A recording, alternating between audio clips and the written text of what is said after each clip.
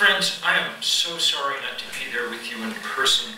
I remember so well the last conference group of youth at Cancun and the fun we had sitting out on that beautiful balcony with the Mexican sun setting into the evening, and that was really the highlight of my trip to Cancun, and I have no doubt that were I in Durban, this would be the highlight of the trip, and I'm sorry not to be there in person. The truth is, I'm just too worn out to get there right now.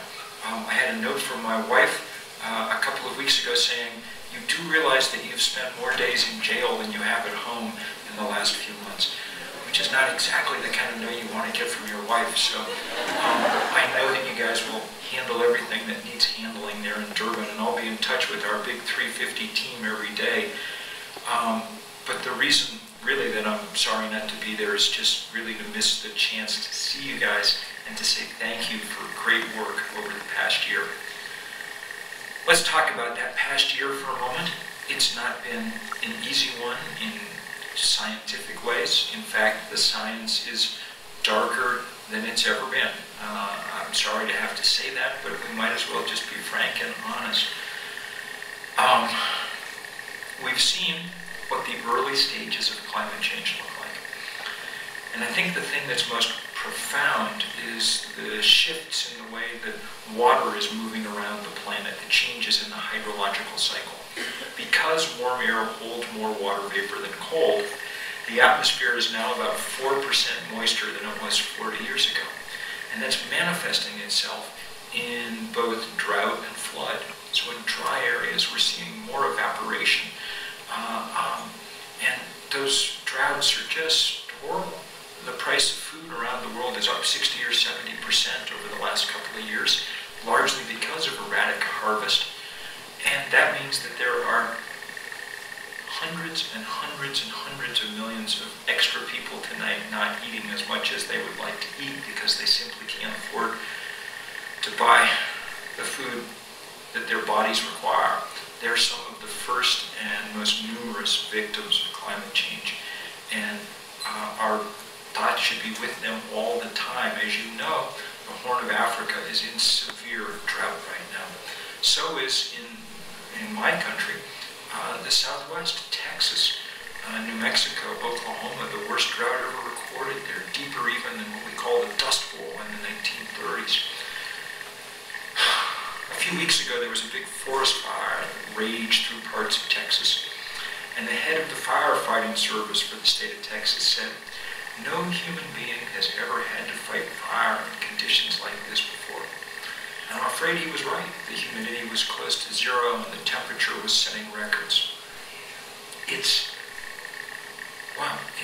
unbelievably dry in dry places, and in wet places, it's unbelievably wet. Once that water evaporates up into the atmosphere, it's going to come down. And it's coming down now in huge quantities in place after place after place. As we speak, people in Thailand, in Bangkok, one of the world's great cities, cradle of Buddhist civilization, still trying to bail out from record flooding. A few weeks before that, it was Accra in Ghana. A few weeks before that, it was Central America. Hideous flooding in El Salvador and Guatemala and Honduras and Nicaragua. 500 people dead. A few weeks before that, it was actually the small state in the United States where I live, Vermont, where we had by far the greatest rainfalls ever recorded. And they were enough to wash away bridges and roads and farms. They were the greatest disaster that the state has ever experienced. We're in the United States, so we're rich enough to be able to cope with it, at least for a while, but not forever. If we get another flood like that, I don't know what we'll do in our state. And of course, if you go back over the course of the year, the same thing in Queensland, in Australia, in the Philippines, in Sri Lanka, along the Mississippi and Missouri rivers, in parts of China, over and over and over, the same refrain. This is what global warming feels like in its early stages, and of course, we're not going to be able to prevent some of that climate change. It's already happened. So far, we've raised the temperature of the planet a degree, and as you know, there's probably about another degree in the pipeline from carbon we've already emitted.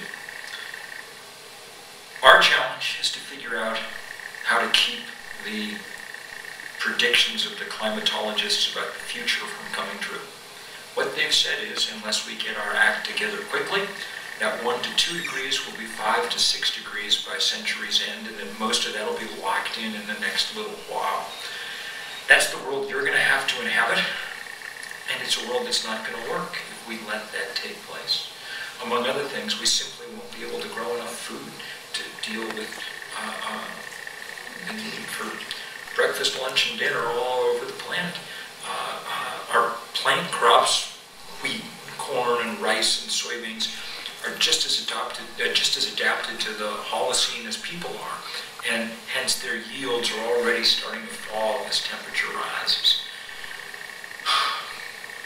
We've got to stop this from happening. And the good news is that this year more than any other year, we've started to see what that might look like. It's been a remarkable year in many ways. From Tahrir Square to Occupy Wall Street, people have begun to stand up and say, we're not going to simply let things deteriorate any further.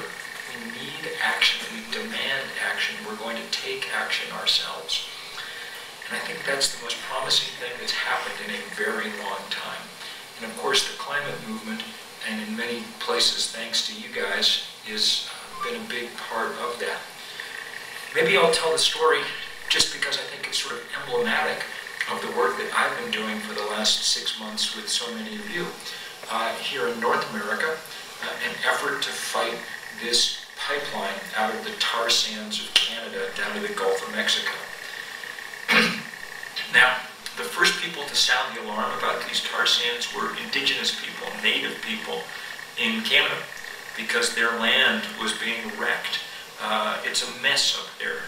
They've only gotten 3% of the oil out of these tar sands, but they've already moved more earth than was moved for the Suez Canal and the Great Wall of China and the 10 biggest dams on earth combined.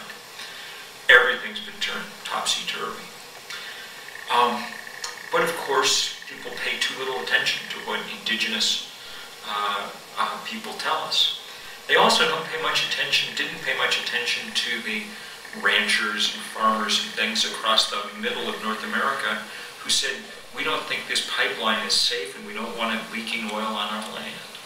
This pipeline was going to go through until early spring, when Jim Hansen at NASA, our foremost climatologist, and his team put out a paper saying, here's how much carbon is up in those tar sands.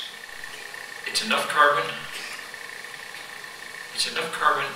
that if we were able to burn it all overnight, which thank God we can't, it would raise the atmospheric concentration of CO2 from 390 parts per million, where it is right now, already much too high, above the 350 where we should be. It would raise it from 390 to 540 parts per million. What he said was, if you tap heavily into these tar sands, it will be essentially game over for the climate. It's the second largest pool of carbon on Earth after the oil fields of Saudi Arabia. It was burning those oil fields more than anything else that got us in the trouble we're in now. If we find the next Saudi Arabia, in knowing what we know about climate change, just burn it all up too, then we're crazy, and we can't let that happen. So some of us decided that really maybe this was a place in which to act. And we sent out a letter, it came from some indigenous leaders, from myself, from Naomi Klein, from some other people, asking people if they'd come to Washington and engage in civil. We didn't know what to expect. What happened was that all kinds of people turned up.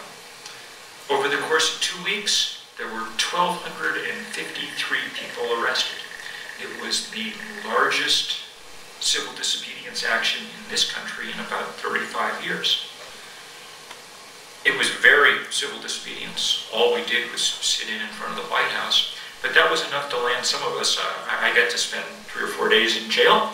No great fun, but it was worth it, because the time those 2 weeks were over, what had been an obscure and regional issue was a national and even international one. Thanks to some of you, there were people protesting outside U.S. and Canadian embassies around the planet. Because people would put their bodies on the line and receive some attention, we were able to really mount a huge fight against this pipeline. And that's why I haven't been home for months, and it's why so many people have been working so hard. Every place that President Obama went, there were crowds of people chanting, "Yes, we can stop the pipeline."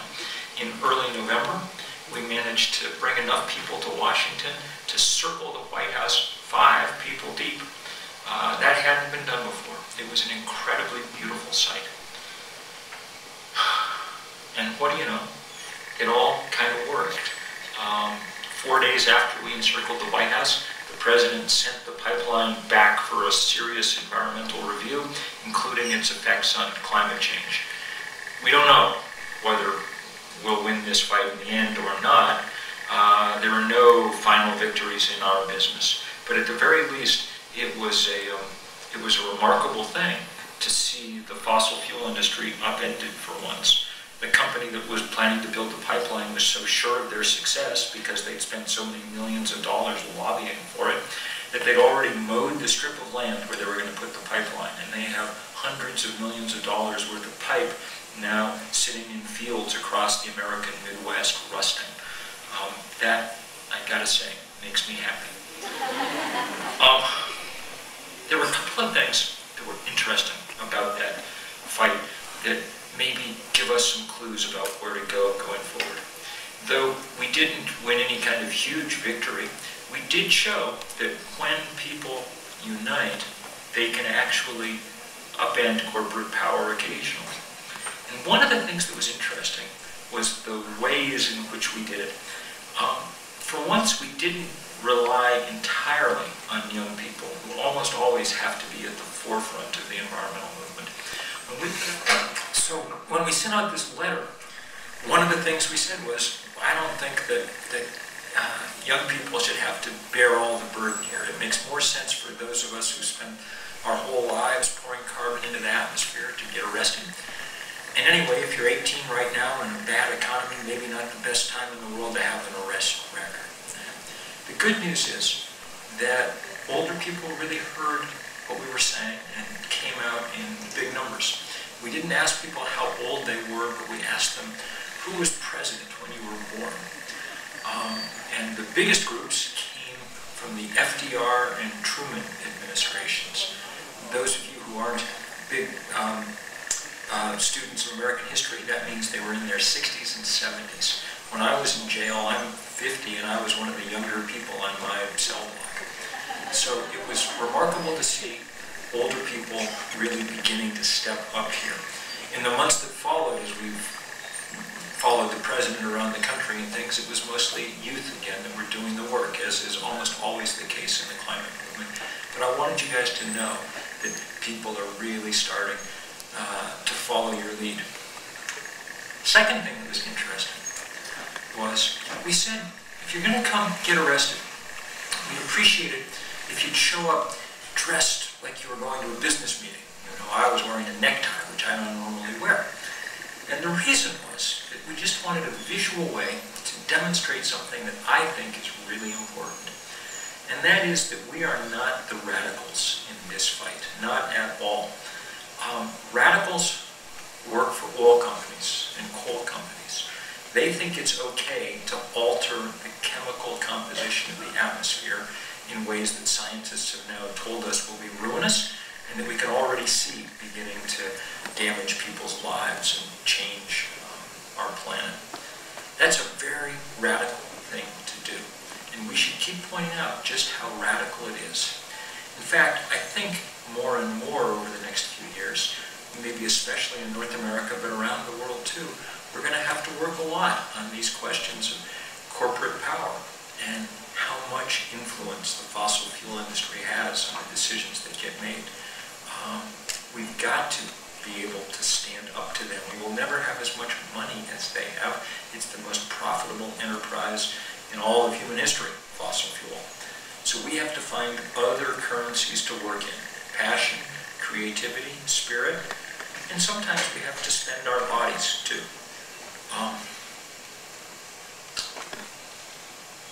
I want to finish just by saying, I don't know if we're going to win. There's no guarantee, and as I said, the science has been tough this year. But I do know that we're in this fight, thanks mostly to you guys, in ways that we weren't a year or two ago.